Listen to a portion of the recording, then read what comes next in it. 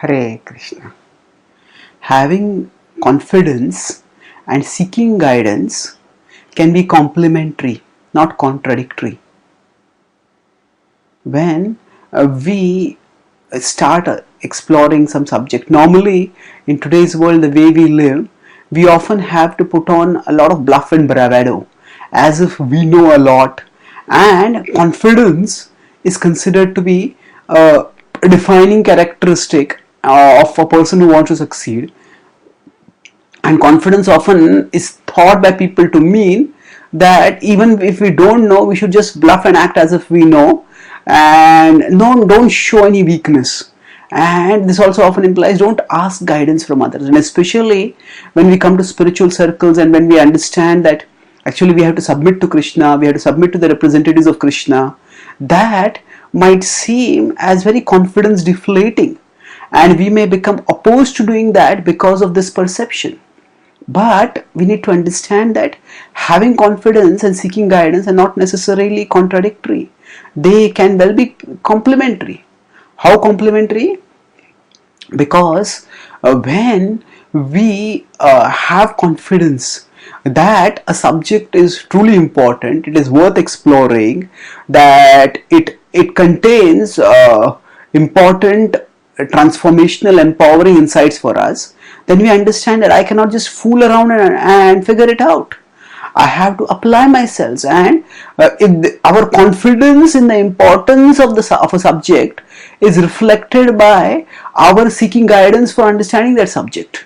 So, for example, if we just got some trinket, some small gadget which is very cheap, and we might try to monkey around with it, trying to figure it out. But if you've got a very expensive gadget which has cost us a lot, then we won't just fool around with it. We will actually look for a manual, look for an expert to try to understand it. And this reflects our confidence that the subject is important. Secondly, when we start looking at the gadget to understand it, even if we look at a manual or even if we consult an expert, even in that consultation there is the confidence in our judgment about who is an expert and who is an expert who can actually teach us expertly.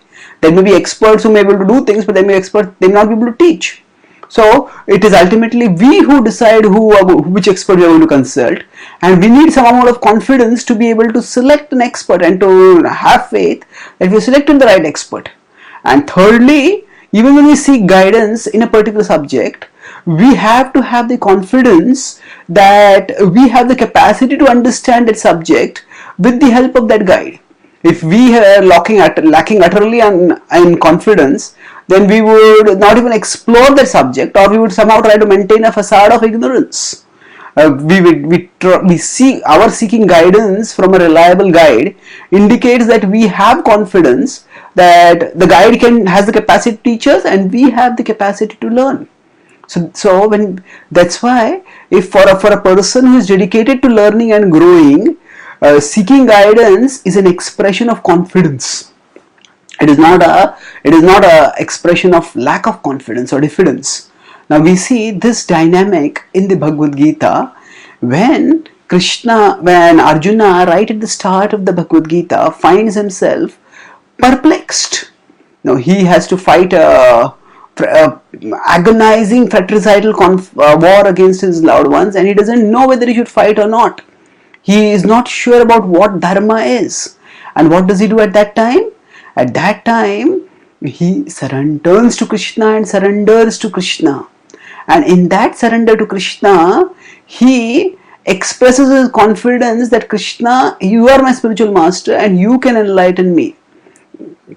So 2.7 states, Karpanya dosho pahata swabhava pruchhami tvam dharma sammudha chetah yashreyasyan nishchitam bruhi tanme shishyaste ham shadhimam tvam prapannam. So Karpanya dosho pahata swabhava, that, my dear Lord, I am overcome by vibe's early weakness. Pruchhami tvam, I am asking you, dharma sammudha chetah. What is dharma? I have become deluded about that. Yashreyasya nishchitam bruhi tanme. Please explain to me, O Lord, what is my long-term good? What is Shreya? Shishyasteham shahadimam tam prapannam. Shishyasteham, I am becoming your disciple. I am surrendering to you. You become my guru.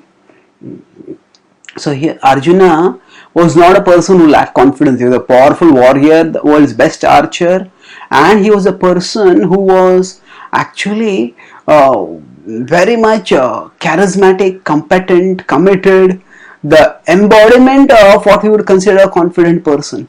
But even he recognized that he needed guidance, and he sought guidance with confidence that Krishna will be able to guide him, that he will be able to learn the guidance. And it was his confidence in seeking guidance from Krishna and learning from him, that ultimately restored his morale, restored his determination, and enabled him to do his duty no matter how challenging it was. By hearing the Bhagavad-gita, the complementariness of his seeking guidance and his restoration of confidence is seen when he, at the end of the Gita, lifts up his bow and is ready to fight. Similarly, when we don't know what to do, we have the confidence of going to our spiritual guides, the representatives of Krishna, and learning from them essentially about dharma. Dharma means, what is our fundamental duty? Who are we? What is our purpose of life? These questions will essentially define who we are and what we are meant to do in life. When some people may consider spirituality as a non-serious subject, so this is my opinion, that is their opinion.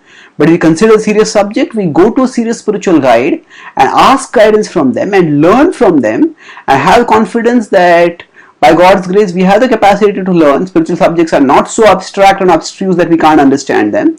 And then we learn, and then we too become confident and empowered by wisdom to fight whatever battles life sends our way and march towards success, as did Arjuna. Thank you. Hare Krishna.